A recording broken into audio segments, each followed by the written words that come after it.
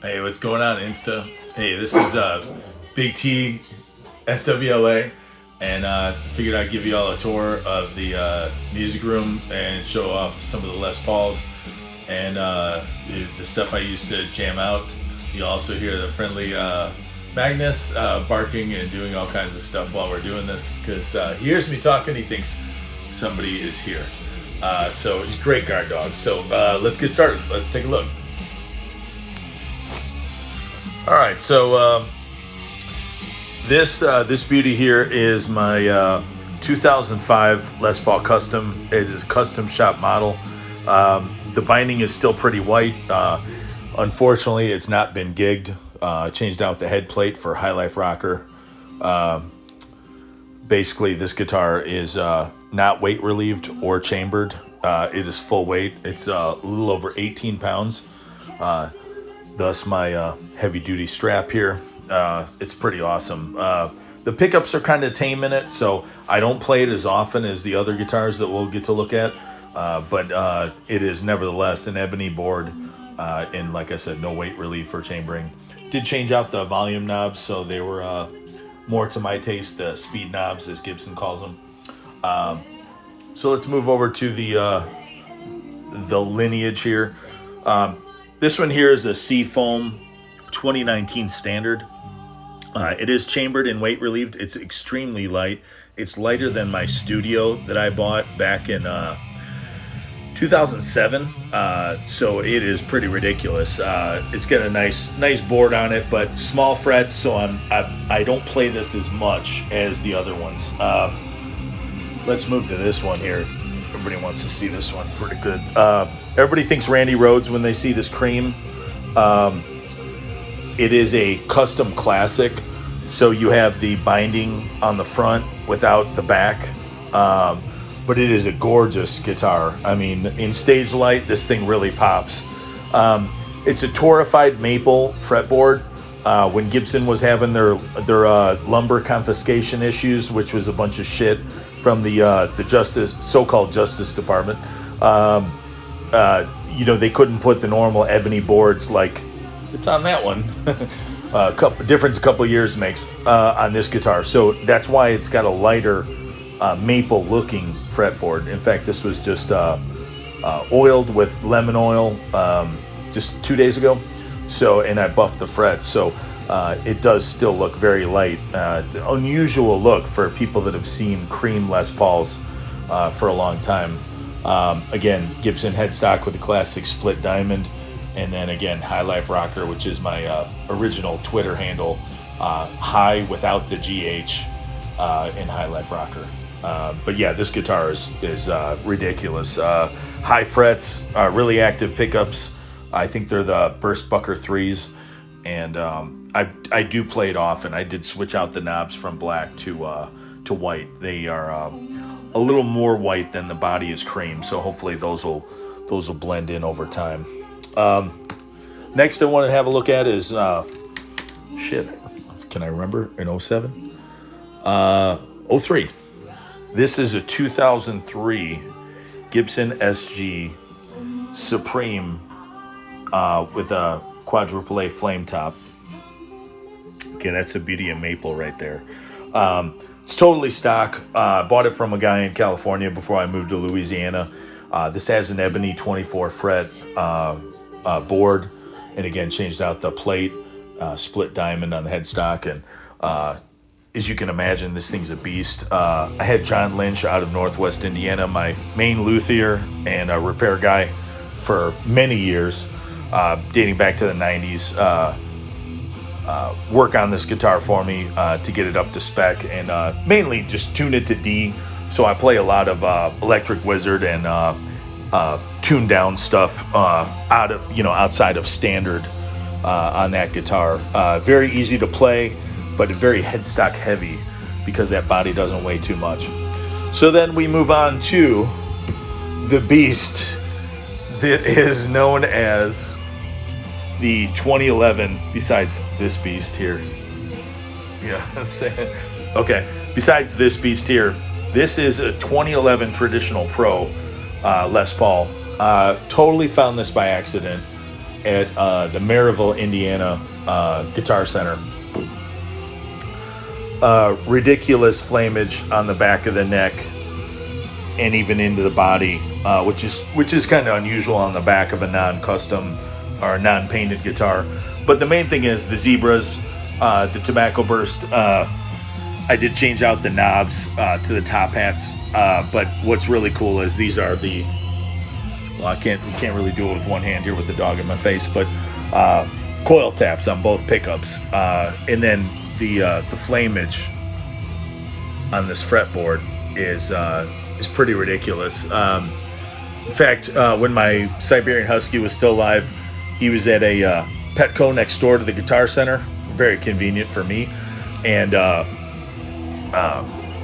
he was in getting a bath, and I went into the Guitar Center to kill some time, and I saw that guitar, and I said, you know what, I'll play it. I was born in the 70s. I mean, everything was fucking brown back then, you know, and holy crap, it is still my favorite in terms of playability.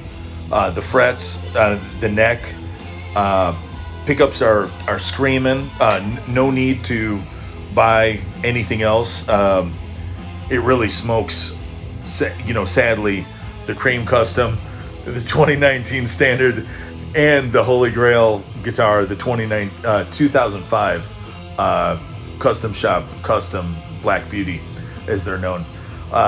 That's what's interesting is, you know, you don't really know what's your favorite until you play a bunch, or you just, you know, you play something that you really love, you love the feel of it, and then you say, oh my God, what is this? And then you get the details on that, and then you can go backwards and then, you know, really look for whatever you like, a rounded back of the neck. If you prefer low frets, high frets. I've just played with jumbo frets for a long time. I also had an Yngwie Malmsteen model Fender Strat back when I went back to college in 96, and I had Dunlop 6100 frets installed on that. And it was just ridiculous. You never touched the fretboard. You were just totally on strings. So I've always been a big fret guy. This right here is just, you got the beer fridge, you got the AV system, you got the Apple TV for streaming music from the phone. Practice amp. I've also got the older Boss loop station that I play through the practice amp on clean. And then here's a non-Les Paul rarity of what you'll see in either my videos or photos, but this Schecter, I also bought at the same Maryville, Indiana Guitar Center. Bought a lot of guitars there. This one has EMG active pickups that were pretty special. I believe that they were different from the 8185s. They have the red logos on them in the corners. And again, this guitar has coil taps available. You know, really nice quilted top, and then the abalone outline. And how ironic, I bought the guitar that has the fleur-de-lis, the symbol of Louisiana and New Orleans, on the headstock, and then I end up moving to the States. So MIDI controller, my oversized Mesa Boogie with the diamond plate. I added the Maltese crosses. I was the Maltese cross guy there for quite a while in diamond plate. Had a place cut those for me. And then the big rig, one of the rigs, Hughes & Kettner Grandmeister Deluxe 40, all tube amp, and then rack tuner, and then Marshall cabinet. I did get rid of the head that came with this cabinet. Even though I did retube it, it just did not have the oomph. Even in spite of all these goodies, it was just a head that was made for maybe playing Bon Scott era AC/DC. Did not have the balls and chunk that I wanted or desired from my main rig here. Interestingly enough, the Hughes & Kettner has an iPad app, so via MIDI and a wireless network, you can control your presets and your parameters of your guitar sound through your iPad wirelessly. So you want to talk about modern. So on the foot pedal board here, EVH, the flanger, you know, you talk about the Unchained sound. Boy, that's it. You know, this is why it's a double pedal. It's like, you know, you got 4 parameters to adjust. MXR carbon copy, real basic delay. I mean, you got your meat and potatoes, your regen, mix, delay,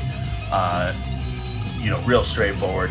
My workhorse of my rig is Black Label Chorus. I don't believe this is made anymore, and if they do, they call it a different name, and it doesn't have 5 knobs on it. Don't know why. I just know I've had this in my rig for quite a long time, and anybody that's really into production and knows things, you'll know that adding chorus to your sound, whether you're playing like Swedish melodic death metal like In Flames or At the Gates, everybody's got some chorusing to their tone, whether it's added somewhat, regardless where in production. Really fattens up the sound. It's kind of a staple. It's a big difference between this being clicked on or off, which hopefully soon I'll get to a video where I can demonstrate that. My main delay I've been using recently is the TC Electronics Flashback. Now, you want to talk about really crazy. So you got a knob for all these settings. TC Electronics is known for a double rack unit. It's a 2290 unit. It still sells on Reverb for about $4,000 to $5,000, which is beyond Eventide harmonizer territory. Sorry, but dog's getting involved here. But what's really interesting is you can use an app on your iPhone and pick artist selections of settings for this pedal and then Bluetooth it right to the pedal. If that's not modern as much as I showed you the amp and the iPad for the settings, that's pretty ridiculous. So less often than normal is this Vox Wah and the Wild Overdrive MXR pedal is on the front end of the amp. These others are connected through the effects loop, but to run the wah with a long cable instead of a wireless unit, really need the overdrive in front of it, especially if you're not using active pickups, in my opinion, for the great pick chirp and the retainage of tone, I guess you'd say. Really need that overdrive in front of the wah pedal. The Friedman pedal, it's gorgeous. It was a couple $100. I have not experimented with it yet since I bought the Hughes and Kettner, and so far the Hughes and Kettner has not needed it. But when you get into more brutal tones and you want to get into more everything from Cannibal Corpse to soil work, early soil work, to really, really heavy gain stuff, that would be your choice there. So again, maybe I'll get into a video on that alone. But basically, this sums up a lot. Genuine Draft was an old school beer. I'm old, so Genuine Draft. I got this mirror out of a bar in Hessville, which is right next to Hammond, Indiana. And a bar was getting remodeled that we used to shoot pool in and drink beer to back when Sam Adams was the shit.